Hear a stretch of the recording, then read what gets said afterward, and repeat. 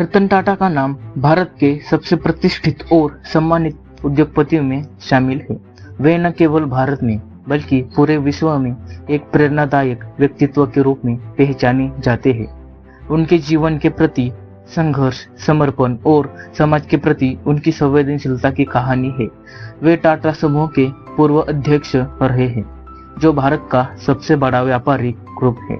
Tata group के अधीन लगभग 100 से ज्यादा कंपनियां कार्यरत है, जिनमें Tata Motors, Tata steel, Tata consultancy services और टाटा पावर जैसी प्रमुख कंपनियां शामिल है। रतन टाटा का जन्म 28 दिसंबर 1937 को मुंबई में हुआ था। वे प्रसिद्ध पारसी परिवार से ताल्लुक रखते थे। उनके पिता नवल टाटा और माता सोनू टाटा थी। रतन टाटा का पालन पोषण उनकी दादी नवाजबाई टाटा ने किया, क्योंकि उनके माता पिता का तलाक तब हुआ जब वे बहुत छोटे थे। उनकी शिक्षा मुंबई के कैंपियन स्कूल और Cathedral and John Connon School से हुई। बाद में उन्होंने अमेरिका के कॉर्नेल विश्वविद्यालय से आर्किटेक्चर और स्ट्रक्चरल इंजीनियरिंग में स्नातक की डिग्री प्राप्त की। हार्वर्ड बिजनेस स्कूल से एडवांस मैनेजमेंट प्रोग्राम पूरा किया। रतन टाटा ने अपनी करियर की शुरुआत 1962 में टाटा ग्रुप के साथ की थी। उन्होंने सबसे पहले टाटा स्टील की जमशेदपुर इकाई में ब्लू कलर कामगार के रूप में कार्य किया। यहीं से उन्होंने जमीनी स्तर पर कामकाज को समझना शुरू किया।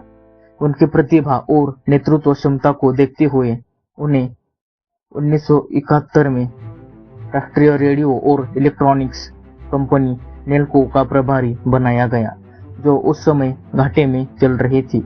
उनके नेतृत्व में नेल्को की स्थिति में कुछ सुधार हुआ, हालांकि इसे पूरी तरह से मुनाफे में नहीं बदला जा सका। 1991 में जब जे.आर.डी. टाटा ने टाटा ग्रुप के अध्यक्ष पद से इस्तीफा दिया, तो रतन टाटा को ग्रुप का अध्यक्ष नियुक्त किया गया। यह समय भारतीय अर्थव्यवस्था के लिए भी चुनौतीपूर्ण था, क्योंकि उसी वर्ष भारत ने आर्थिक उदारीकरण की नीतियां अपनाई थी। रतन टाटा की अपनी दूरदर्शिता और नए विचारों के साथ टाटा ग्रुप को नई ऊंचाइयों पर पहुंचाया। रतन टाटा ने अपने कार्यकाल के दौरान टाटा ग्रुप में कई महत्वपूर्ण सुधार किए। उन्होंने ग्रुप की कंपनियों में पारदर्शिता और अखंडता को प्राथमिकता दी। इसके अलावा उन्होंने ग्रुप की कार्य प्रणाली को आधुनिक बनाने के लिए कई प्रयास किए। उनके नेतृत्व में टाटा मोटर्स ने 1998 में भारत की पहली स्वदेशी कार टाटा इंडिका लॉन्च की, जिसने भारतीय ऑटोमोबाइल्स उद्योग में एक नई दिशा दी। रतन टाटा की दूरदृष्टि ने उन्हें अंतर्राष्ट्रीय बाजारों में विस्तार के लिए प्रेरित किया। उनके नेतृत्व में टाटा ग्रुप ने कई अंतर्राष्ट्रीय कंपनियां खरीद ली, जिनमें टेटली ब्रिटेन की चाय की कंपनी, कोरस स्टील की कंपनी और जागवार लैंड रोवर ऑटोमोबाइल्स की कंपनी शामिल है। ये अधिग्रहण टाटा ग्रुप के लिए मील के पत्थर साबित हुए और टाटा ग्रुप को वैश्विक स्तर पर प्रतिस्पर्धी बनाया। रतन टाटा अपने सरल और विनम्र स्वभाव के लिए जाने जाते हैं। उन्होंने आजीवन विवाह नहीं किया और वे सादगीपूर्ण जीवनशैली का पालन करते हैं। रतन टाटा का जीवन समाज सेवा के लिए समर्पित रहा है। वे टाटा ट्रस्ट के माध्यम से विभिन्न सामाजिक कार्यों में सक्रिय रहे हैं।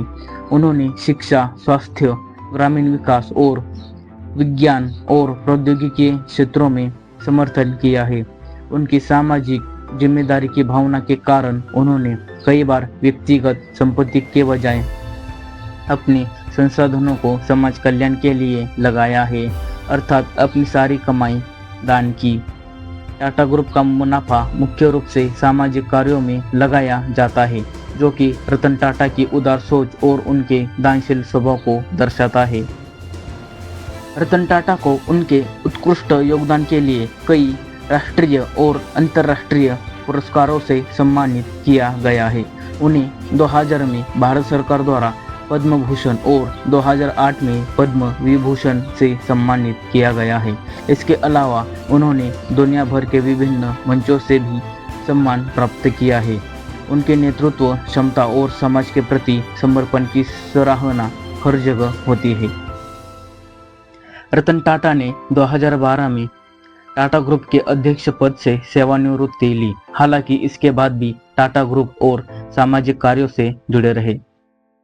उनकी सेवानिवृत्ति के बाद भी वे नए स्टार्टअप और युवा उद्यमियों के मार्गदर्शक के रूप में काम करते रहे। वे भारतीय स्टार्टअप पारिस्थितिकी तंत्र के विकास में महत्वपूर्ण भूमिका निभा रहे थे।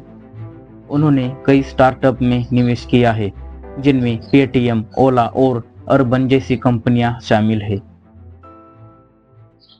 रतन टाटा का निधन 86 की उम्र में 9 अक्टूबर 2024 को हुआ। उन्हें गंभीर हालत में मुंबई के ब्रीच कैंडी अस्पताल में भर्ती कराया गया, जहां उन्होंने अपनी अंतिम सांस ली। रतन टाटा के निधन के कारण उद्योग जगत समेत पूरे देश में शोक की लहर दौड़ गई है। भारत देश के रत्न रतन टाटा सर हमेशा हमेशा के लिए सबको छोड़कर चले गए। रतन टाटा सर का जीवन एक सादगीपूर्ण, ईमानदार और दयालु व्यक्तित्व की मिसाल है, जो हमेशा देश और समाज के प्रति उत्थान और बेहतर भविष्य के लिए काम करते हैं। उनका जीवन हमें यह संदेश देता है कि असली सफलता सिर्फ धन या शक्ति में नहीं, बल्कि समाज के प्रति जिम्मेदारी और मानवता के प्रति संवेदनशीलता में है।